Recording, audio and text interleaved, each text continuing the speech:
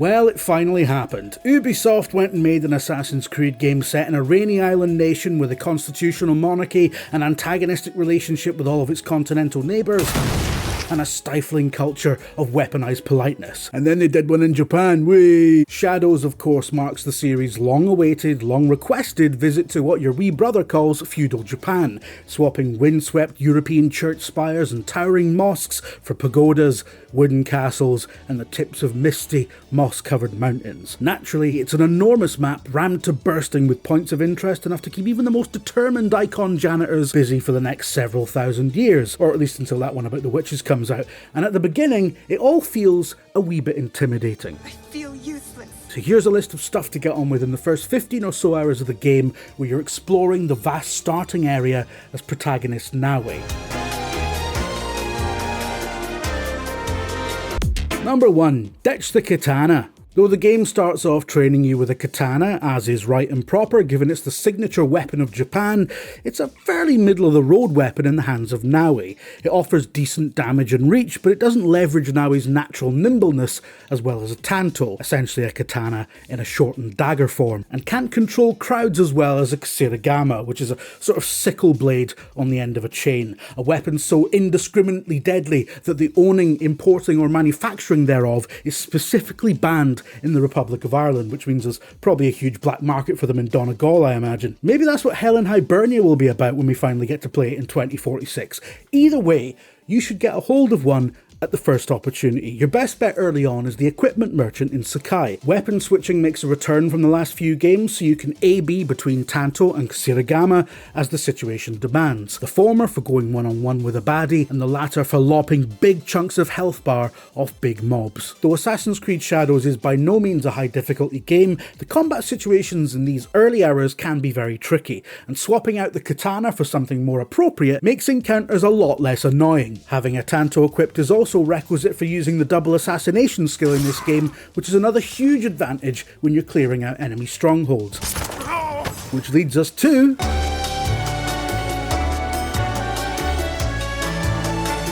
Number 2. Castle Clearance. This is an Ubisoft open world game, and as such, the gameplay loop outside of missions is all about the Far Cry style clearing and looting of enemy bases, from makeshift forest encampments to entire bandit controlled towns.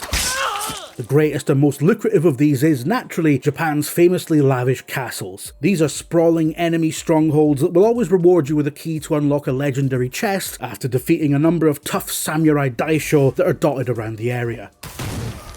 These chests are the best source of high value loot in this early stage of the game. We'd recommend starting with Katano Castle, mainly because it's right next door to your hideout, and the armour that you'll receive from clearing this castle is excellent and will give you the all-important and classic Assassin's Creed perk of throwing a kunai to kill an extra enemy after you perform an assassination. Other early castles to raid include Takatsuki Castle far to the northwest of the hideout, which will net you a sweet peasant's hat that'll make sure you always enter combat with a full adrenaline point, and Asaka Castle near the western coast of Izumi Setsu for a set of peasants' clothes that give you a 3% chance to instantly take away a bar of health from an enemy with each attack. This is a great companion to the Tanto, which is all about landing multiple strikes in quick succession, increasing the odds of triggering perks like this through sheer numbers. Because castles are more or less the tallest man-made structures on the map, I know the entire thing is technically man-made because it's not real, but shut up. You'll also find a lovely viewpoint at the top of every castle as well, and as you know fine well by now, viewpoints in Assassin's Creed are vital for exploration. It's been nearly 20 years, guys, you know the drill. Number 3. Seek out Kujikiris. It's absolutely worth finding all of the Kujikiris in the starting area. These are meditation spots that whisk you away to flashbacks in Naoe's past. You'll be rewarded with a knowledge point and experience, which is reason enough to seek them out, as knowledge points are key to unlocking higher skill tiers. But you'll also get significant story insights into Naoe's past that expand and enrich her backstory beyond what the short prologue tells you. You'll spot the first one at the hideout, and you can find more in Kawahachi Heights, Rolling Glen, Nanatsu Matsu, and the Eboshigata Hachiman Shrine. Look, I know I'm not saying any of these right, okay, apart from Glen, but the thing is, right, it's not going to sound right coming out of me whatever I do. I mean, as some of you are very fond of pointing out, English doesn't sound right coming out of me, let alone Japanese. So just give me a break, alright? Number 4. Build your knowledge. In addition to Kujikiri, seek out knowledge points. Knowledge points are denoted by orange symbols, but they're usually hiding behind question marks on your map. So if you head to one of those, the chances are fairly high that it'll be one of these points of interest. If you find a shrine, you'll need to pray at a number of smaller shrines strewn around the area. If you find a temple, you'll need to locate and collect a certain number of lost pages. If you find a kofun, you'll have to delve into a tomb dungeon and solve some environmental puzzles to eventually reach a chest containing a legendary piece of gear. As an aside, it's highly recommended to do these dungeons whenever you come across them. You can find one early right here in east of Sakai. There are also hidden trails which test Naoe's parkour skills that give you a nice bit of loot and usually a beautiful view as well. Number 5. Unlock Kakuregas. As you're riding around the world, keep an eye out for a message that pops up saying Kakurega discovered. Kakuregas are essentially homes away from the homestead that serve as fast travel spots and allow you to restock supplies in the field. They cost $800 to actually unlock, but it's money well spent. It's handy to have a bit of real estate in the various towns and cities you come across, and isn't it nice to have something equivalent to bureaus again, like in the original game? Isn't it nice? You remember the original game with the bureaus? You had to go into them from the roof because they were meant to be buildings that only assassins could get to because you had to go on the roof, and it was like thematically consistent, and they just sort of dropped.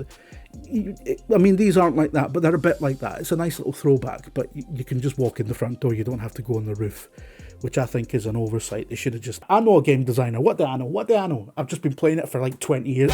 Number 6. Build a forge to keep your weapons relevant. Way of the Blacksmith is an important early quest that adds artisan Heiji to the hideout, giving you access to a forge where you can upgrade your weapons to your current level. So if you find a nice legendary weapon early on in the game that you'd quite like to keep and see no good reason to give up beyond some arbitrary RPG math dreamed up by some Poindexter, well, this fixes that problem for you, because the Poindexters, as it turns out, are way ahead of you, as they usually are. Build a study and upgrade the stables for important bonuses. While you're messing about at your hideout, you should build a study as well. You can get the resources by exploring castles and stabbing samurai in their throats. Having a study will add another scout to your roster, and they're important for discovering quest markers and smuggling resources out of castles, etc. And it'll also reduce the search zone for quests by 25%. As for stables, they come with the hideout, but it's a relatively cheap upgrade to level 2 at just 70 crops, 50 wood and 20 minerals. You'll get that ambiently just by cutting about in the world for a bit. The stables will make it so that you only need to use one scout to claim resources from stockpiles instead of 2, doubling your yield when it comes to relieving big castles of their precious materials. Number 7. Do contracts for resources. Look, we all hate procedurally generated quests, but don't ignore these ones. You can sign up to these at your various Kakuregas, and they're simple side missions that offer fairly meagre EXP rewards, but they are a great way to build up those resources that you need to level up your hideout, which, as we've established, is a massively important part of this game's progression system. You can only take 3 at a time, they refresh every time you change seasons along with all the enemy respawns and resources you might have cleared, but don't worry, this doesn't mean there's a time limit. You can do most things in Shadows entirely at your own pace. Number 8. Complete the Kabukimono side quest.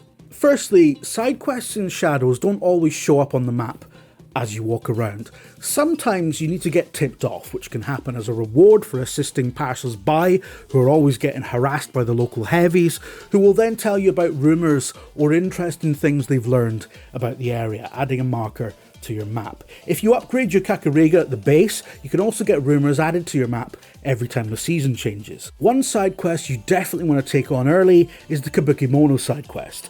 You can get this one in the Amagasaki area. Follow the marker to reach a man who will tell you of a band of samurai wearing bright colours causing all sorts of havoc.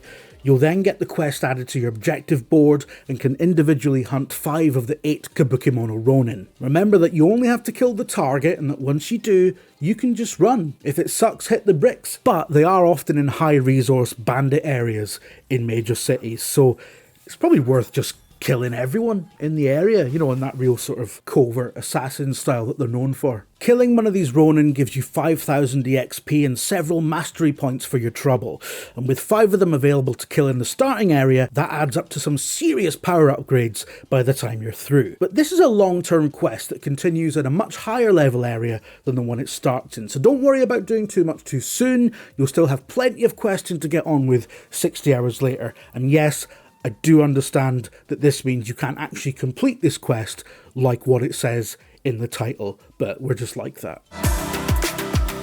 Number 9. Whatever you want. Just do whatever you want. I'm not your mum, but seriously, the main quest in Shadows has a bunch of forks in the road and often gives you multiple objectives at once.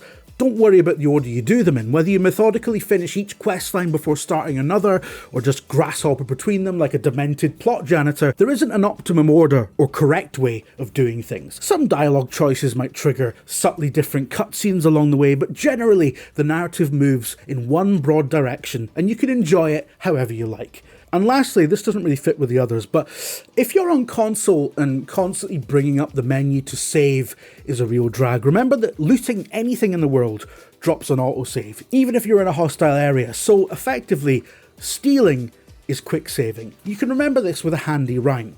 Looting the chest saves your progress. Say it with me. Looting the chest saves my progress. Looting the...